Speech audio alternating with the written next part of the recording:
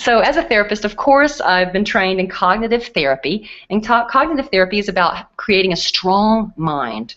And so I have a funny story. Right when I moved to Charlotte, I didn't know anyone in Charlotte when I moved down there, and I remember telling myself over and over, I have no friends. I don't have any friends, and of course that made me feel really yucky, and it made me feel kind of down and low energy and a little depressed. And I started saying to myself, that's ridiculous to say, don't quit saying that to yourself. And so I started saying, I have more friends than I know what to do with. And of course, then that changed my self-talk. And then, of course, I felt more confident when I was going out meeting people. And then my behavior became that I was actually more available and open to creating friendships. And within 6 months, I had many, many friends and felt more supported living in Charlotte, North Carolina, if any of those you don't know that. So here's the belief cycle. You can use this. This is a way to strengthen your mind so that you can have more joy. If you look at this one, what if you have a core belief that says, I have to suffer to get ahead in life? Ugh, that already makes me tired. Or I'm just an unlucky person. What is wrong with me? I know many times that pops up in our minds. And we're going to feel stressed or tense or trapped.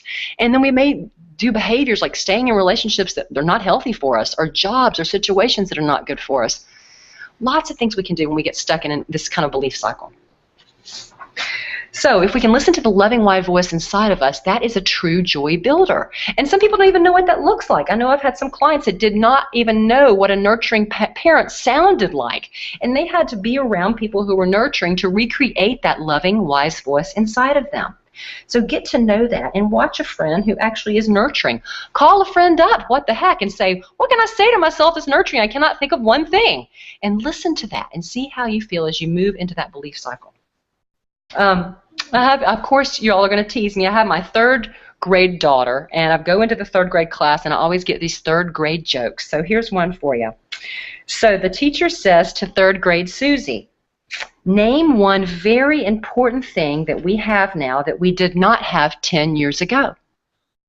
Well, of course, Susie says, me. So can you imagine if we were writing that story? Would that not be a joy story to write about ourselves?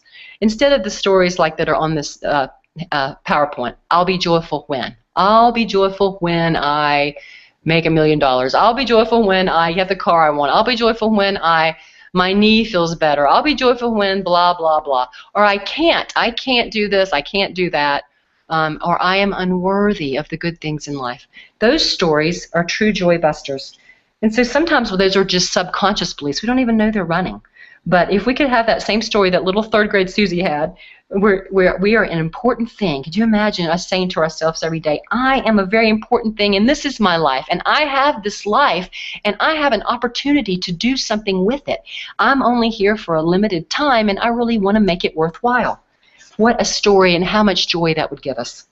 So here we want to just cover this one more time. And how do we change this core belief? So let's look at this one. Life's a grand adventure, full of ups and downs. I can be joyful regardless of what happens in my life. Life is for me, not against me. That feels great, doesn't it? And then we're going to have self-talk, like I know that this is happening for my highest good, or there's a bigger picture playing, or it's all okay. And then we're going to feel more curious or grateful or faithful or relaxed or hopeful. In our behaviors, we're going to be more open to self-care and joy, on and on and on. So we can stop this belief cycle at any point. So I'm going to give you a fun example of that. So what does this have to do with joy? Well, this is a time when I actually interrupted that belief cycle. I was going down the core belief cycle, and it wasn't very happiness. I was saying to myself, oh my gosh, I'm in between appointments, and I have a call to make. I don't have time to get all this done. How am I going to get all this done? And I was stressing myself out.